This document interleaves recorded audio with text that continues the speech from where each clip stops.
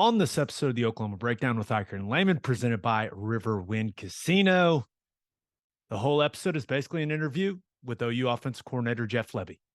Please download and subscribe to the podcast, rate it 5 stars, and write us a good review. Follow the show on Twitter, Instagram, Facebook, and YouTube. Just search Oklahoma Breakdown on any of those, and you'll find us. All right, our man Michael Hosty will kick this thing off. It's time for the Oklahoma Breakdown. It's a beautiful Sunday, February 12th, and you're listening to the Oklahoma Breakdown with Ikard and Lehman, presented by Riverwind Casino. Riverwind is Oklahoma City's premier casino experience, and there are so many reasons why Riverwind is consistently voted OKC's #1 casino, but it all starts with their amazing variety of gaming thrills and excitement. Riverwind's beautiful award-winning environment plays host to more than 2,800 of the latest electronic games with a huge selection of table games, including blackjack, blackjack match roulette, and Teddy's favorite, craps. No matter what your game, Riverwind has it in spades and hearts. And to learn more about their gaming promotions and entertainment options in the month of February, all you got to do is visit riverwind.com. Riverwind Casino, simply the best. Now we're recording this a few days in advance. Happy Super Bowl Sunday to everyone. Hopefully the weekend, hopefully my liver is still functioning, Ted, but we had hinted last week, I believe, that we were going to get an interview with someone that a lot of OU fans would want to hear from, and we've got Jeff Lebby. Were we nervous? Or did we make people nervous? I think we might have made people nervous when we said we were going to record it and it didn't get recorded. Yeah. And it got pushed. But he recorded it from his office in Norman, so he's still there. Right. And you can see some Oklahoma stuff in the background, so we're good. He's wearing an OU quarter zip. Right. Perfect. So calm the fears, right? Calm the fears. Yeah. So let's get right to it. Here's the offense coordinator for the Oklahoma Sooners, Jeff Lebby. It is our pleasure to be joined by the offensive coordinator for the Oklahoma Sooners. Jeff Lebby is in the house. What's going on, big guy? What's up, man? All good. All good here. It's always fun to catch up. Excited to talk some OU football with you, but you know where we got to start. You know it's coming. A lot of rumors. A lot of rumors about other schools coming after you to be their offensive coordinator. Obviously, the ones that have gotten the most attention are Nick Saban and Alabama coming after you. Let's do it this way. What would you like to say about any of those rumors? I'd like to say I'm sitting in Norman, Oklahoma, and sitting right here in the middle of the Switzer Center, and you know, living my dream, man. Having the ability to be here at Oklahoma, getting to do what I'm doing every single day, seeing this thing through, means the world to me. So that's what I can say about that. Well, it's good. You guys, it's crazy. It feels like it goes on forever, the season, all that stuff. And then I know for you guys, you got recruiting, it's right into it. But man, spring's right around the corner. You know, we're already a week or so into February, and you guys are going to be gearing back up. I'm guessing probably right there early March. What's your feeling with what you got right now? You know, not necessarily personnel wise, but like, you know, year one is in the books. Taking stock of what you guys accomplished there, and like gearing up for this next run, this next season. Like, where's this team at? Yeah, I think where we are today and where we were a year ago today are completely different places, right? Just from an understanding standpoint, guys understanding, and I'm not just talking about scheme, but understanding the expectation of how we're going to operate inside the building. I think that was something as we look back over the last calendar year, man, there was not just a little bit of change, but so much day-to-day change with our guys. We talked a ton about, you know, how much the roster turned over, but with the guys that had been here and even with the guys that were coming in, understanding the expectation of what it means to play football at the University of Oklahoma and how you're going to operate when you walk through those double doors every day was a lot. And so that not being new for our guys that are coming back is huge. The scheme part, obviously, we've taken these incredible strides. We're at a really good place today as we sit here. We look at it 5 weeks until spring ball starts, and the way the calendar sets up is really good. So got an opportunity here to make these huge strides here in the next 5 weeks. We talk about it nonstop, Ted. Man, we're in a race against ourselves to see how good we can get without the football in our hands. And that means what we're going to do with Schmitty, how we're going to commit inside that weight room and inside those walls, and then how much time are we willing to spend, as a student of the game and being inside the building when the hours really don't allow you to do that. But our guys have taken it, they've ran with it, and proud of where they're at right now for sure. You mentioned all the change for the players and the challenges that resulted in, but it was a change for you as well, right? Sure. Being back at Oklahoma, working under a defensive head coach, like what were the biggest challenges for you, Leb, in your first year? Yeah, I think the thing that helped me a ton, and it really did, was having some familiarity inside the offensive staff room, having familiarity with BV, who he is, his background, some understanding. I think the most challenging part was the fact that we didn't get it done on the field. I look back over the last calendar year, and the hardest part for me personally was our guys not getting to enjoy victory. And that's something that, man, that's going to stay with me. But from a day-to-day standpoint and being inside the building and having the opportunity to lead this unit and these guys every single day and work with the guys I get to work with, man, that part of it's been phenomenal. It's the on the field. And again, we had guys play these incredible games at times, but not get to enjoy victory. And that's the part that I think I struggled with the most, without a doubt. Yeah, I think the point you made is critical and interesting. Transitional year versus developmental year is kind of maybe a way to phrase it. And even for Dillon Gabriel, there was a lot made about obviously the prior history you guys had.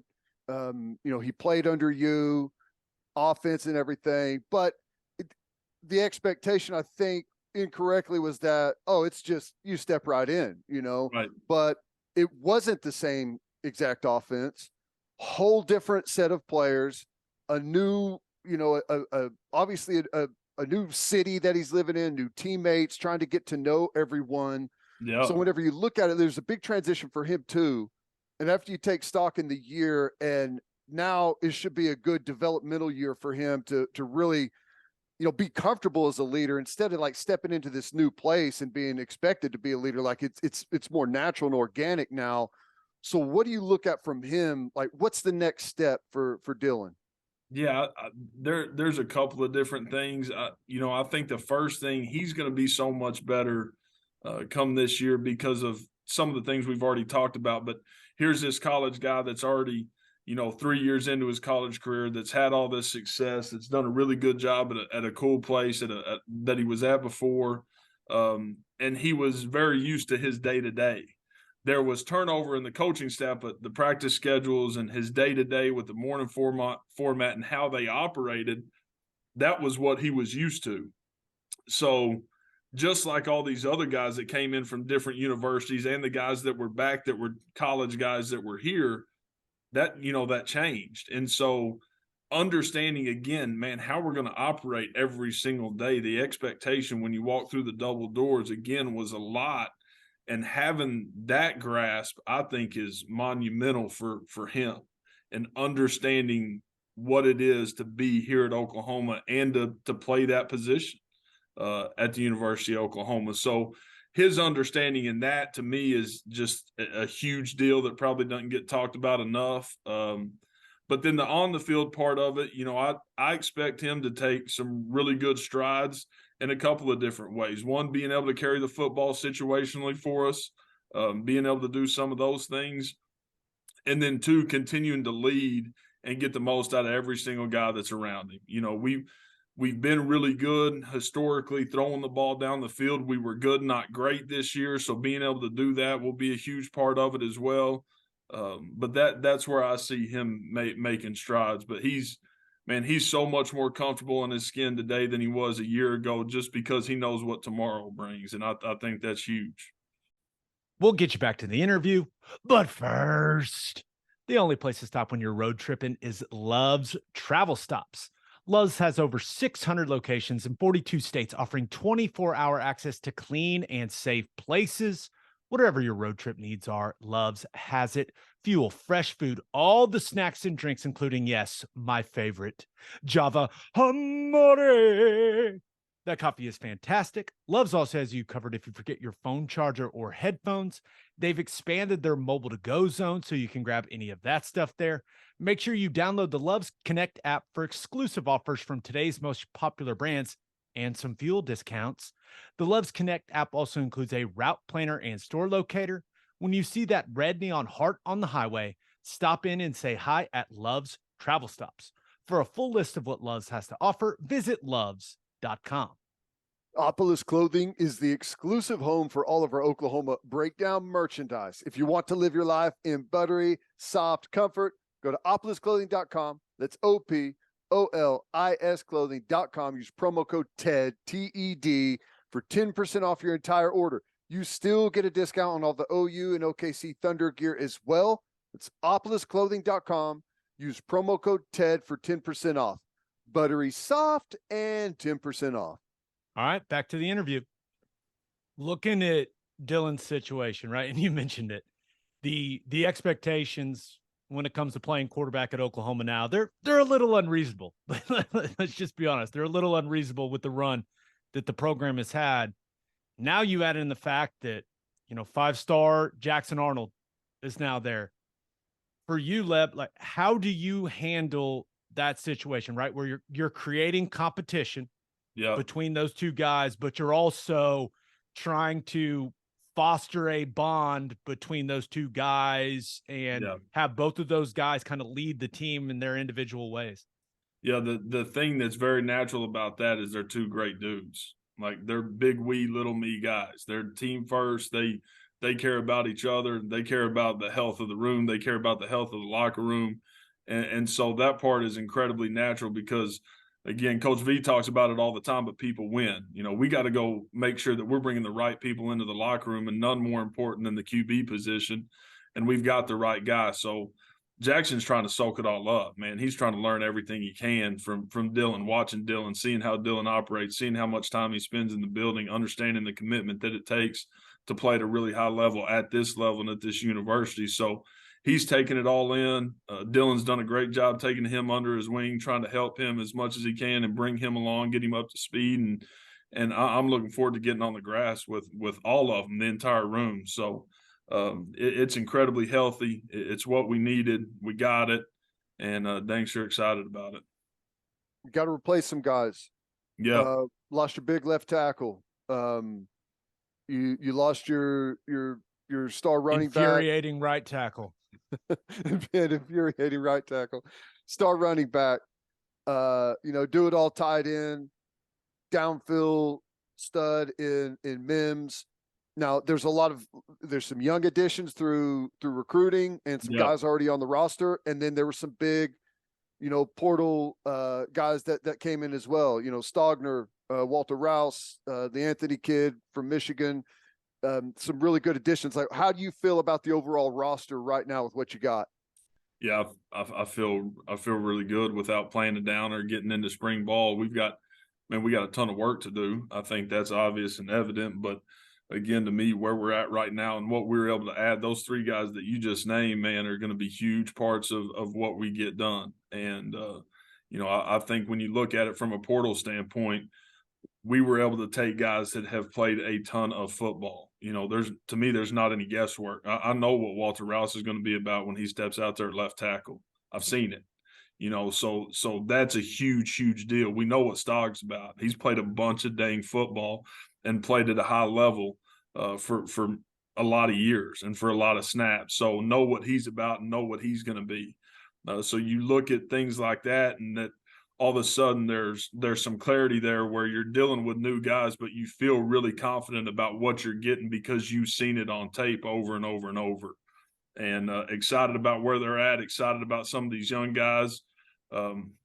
I do. I think we're in a good spot. We got guys that have played a bunch of ball, and then the guys that haven't, maybe they haven't had production, but they're sure capable. And that's why they call us coach, to put them in position to go win and be successful for us. Now, coaching is about, addressing your weaknesses, getting better at those, but also maximizing your strengths. And as you head, as spring ball nears, what do you look back on in the 2022 season and said, hey, we did that really, really well, and we can build on it and continue to maximize that strength? Is there anything that comes to mind? Yeah, I mean, when you look at it, we ran the football well. We did, and I think we put our guys in positions of success. We left a lot out there. Like, we're going back through from a self-scout standpoint, obviously. Right now, met all morning with that, starting back on that. But we're going to continue to hang our hat on running the football and being incredibly physical. That's going to be where it starts for us. The follow up is the weaknesses part of it. We've got to be better situationally. On third downs in particular, had some ball games where it cost us and kept us from winning football games. And so, regardless of yards, regardless of points, if you're on the wrong side of it, then we've got to make sure that we're doing the due diligence on our end to put us in position to stay on the dang field and be better situationally on third downs. Will be a huge focal point for us this spring.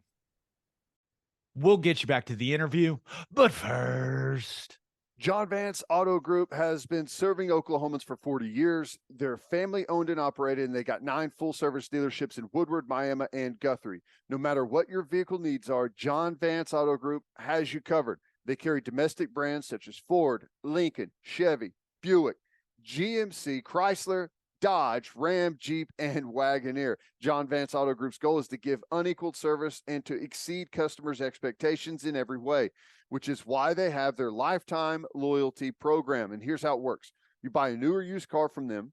All you have to do is get all of the manufacturer recommended maintenance done at the Vance dealership. And if something goes wrong with any of the components of your engine, transmission, drive, axle, or transfer unit, they will cover the repair costs. It's a great deal, and you can browse their entire inventory or find the John Vance dealership near you at vanceautogroup.com. And First Fidelity Bank is a full-service financial institution based in Oklahoma with tailored solutions for all your personal and business needs. Checking accounts, saving accounts, home loans, and much more. They do it all. Whether it's online banking from your computer or mobile banking from your phone, everything is stress-free with FFB. Making mobile deposits, paying bills online, and moving money to different accounts could not be easier. Make your life easier and go bank with First Fidelity Bank. Visit ffb.com for more information. All right, back to the interview. Wide receiver, obviously Mims is gone. Now, there's plenty of capable guys out there. Some guys hampered by injury a year ago and, frustrated not being able to get out there and do their stuff. Like, what are the expectations for that group moving forward? Like, maybe some of the guys that need to step up, that you guys as a staff have big expectations for, and whether they're newcomers, guys that have been on the roster. Yeah. When you look at it, the two guys obviously that have the production and have played a ton of snaps are Jalil and Drake as they come back for us. And then outside of that, it's guys that hadn't played a ton of ball for us, So when you're looking outside, you're looking at Nick Anderson, you're looking at JJ Hester, you're looking at Jay Gibb, you're looking at Andrell Anthony, LV. Those are 5 guys that again are incredibly capable. Guys that I'm incredibly excited about getting on the field. I love the fact that we've got all those guys to give us this incredible competition going through spring ball and fall camp. To me, that's going to be incredibly healthy for us. And then obviously Gavin Freeman being back in the slot and being able to do some things with the opportunities to add Petaway and Keon when they get here, 2 guys that are incredibly talented and be great additions to the room. So, I mean, at the end of the day, man, we're looking for production. We're looking for guys that are going to make incredible plays and be incredibly explosive and then fight their butt off on the perimeter to block and to strain and to be physical when they need to and be big-time team guys. So we're looking for explosion and big time playmakers. That's where it starts, and then the rest of it follows suit. But man, I could not be more excited about where those guys are today and where they're going. So it's going to be a fun spring. You want to run the football, right? Everywhere you've been, that's been made very clear. We got to see what Sawchuk and Barnes are capable of. We got to see what Barnes is capable of throughout the season, but in the bowl game, especially, we got to see both of those guys. How you feeling about the running back position heading into spring ball? You know, I think we got guys that maybe don't have all this crazy production, but when you look back at Marcus's career, right, and when the guy has been healthy, which has not been incredibly often, but when he has been healthy, he's been productive.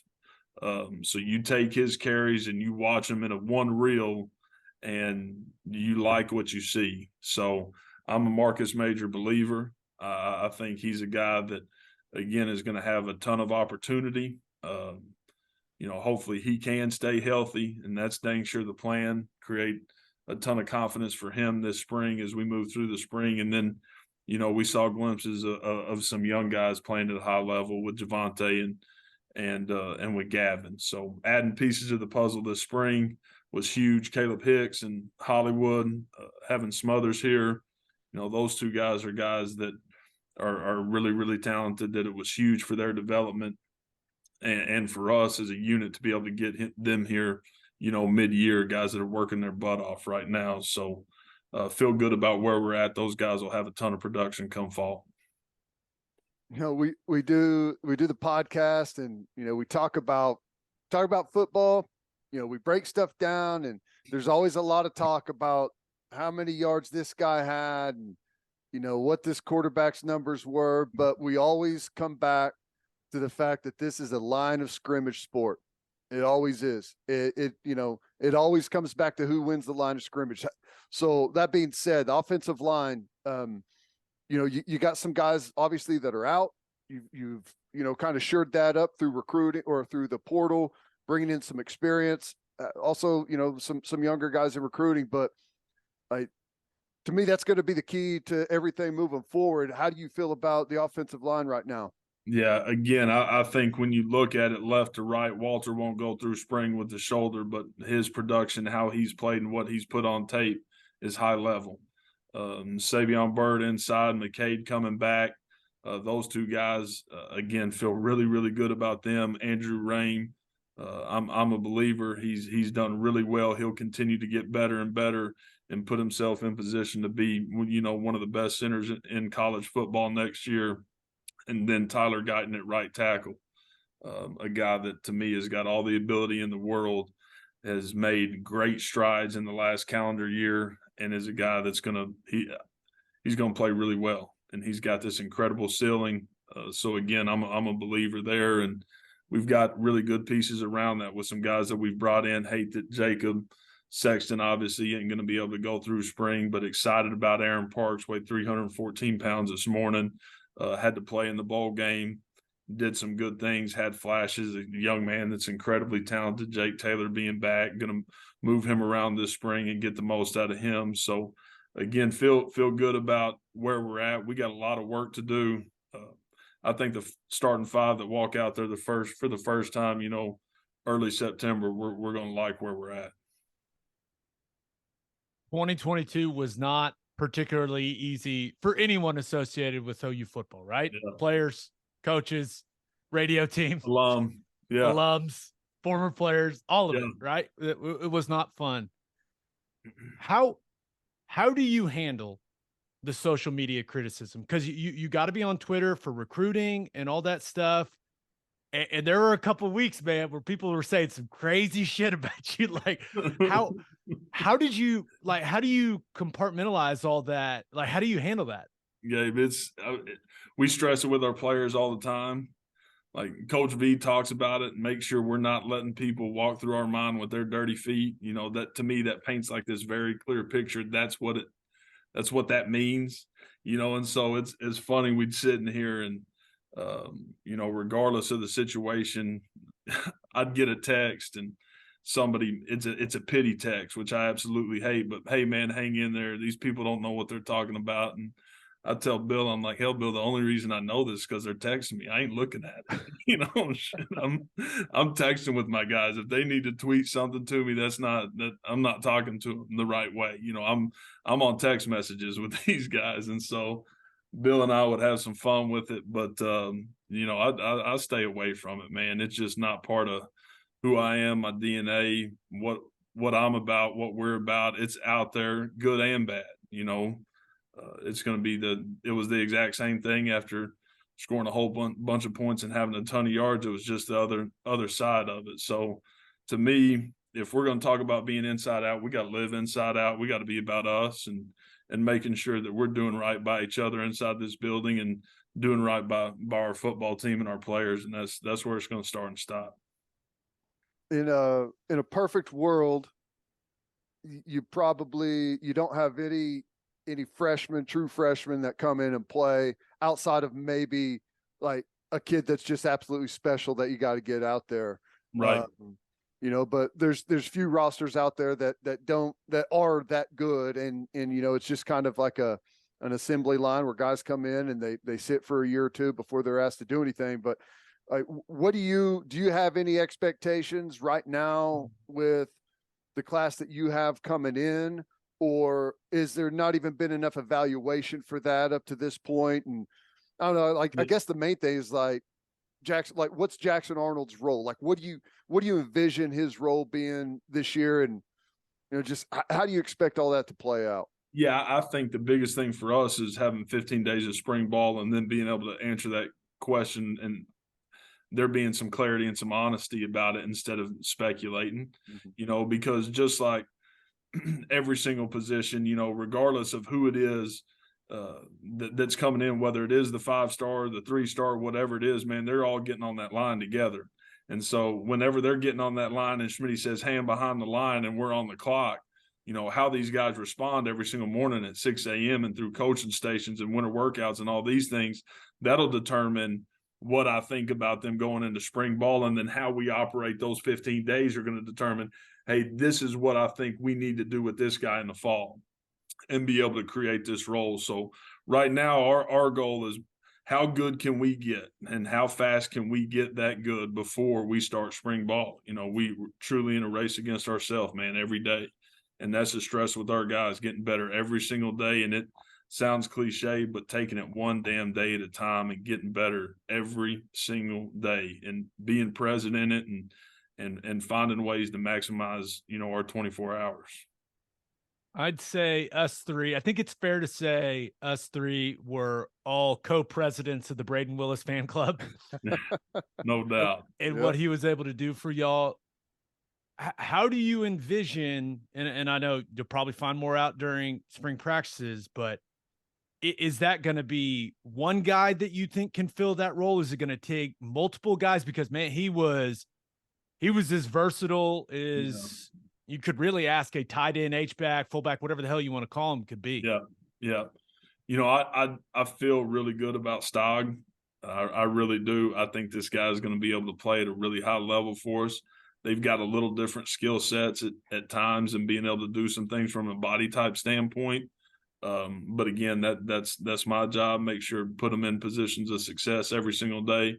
But I think we're going to have incredible production at that position and a guy that's able to play a whole bunch of snaps for us, and then having the ability with Blake Smith and these two younger guys with Caden and Jason to be able to create some 12 when we need to. So I'm looking forward to Stog and having him back here. And, I think he saw the kind of year Braden had and said, man, I want a little bit of that. And here he is. So excited about him. There's always whenever you go to a new place, there's a mix of, obviously good offensive coordinators see their roster and kind of change what they do to reflect the strengths and weaknesses of what you're working with. But there's also in year one, this is what we do, damn it. This is our system. This is our scheme. If we got to bang our head against the wall until we get it, we're going to do that. And then, maybe you can, once that's all implemented, you start to maybe expand a little bit.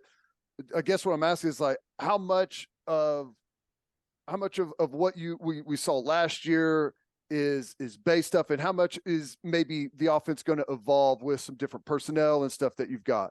Yeah, you'll continue to see changes inside of what we're doing, just because again it's going to be a different 11 guys on the field that were on the field, last year. And you said it, that's our job to put those guys in positions to go do what we need to do to win a football game, and that's what we'll do. So you'll see some differences without a doubt. You look back and second year at Ole Miss, we were in a ton of 10 personnel because we didn't have tight ends.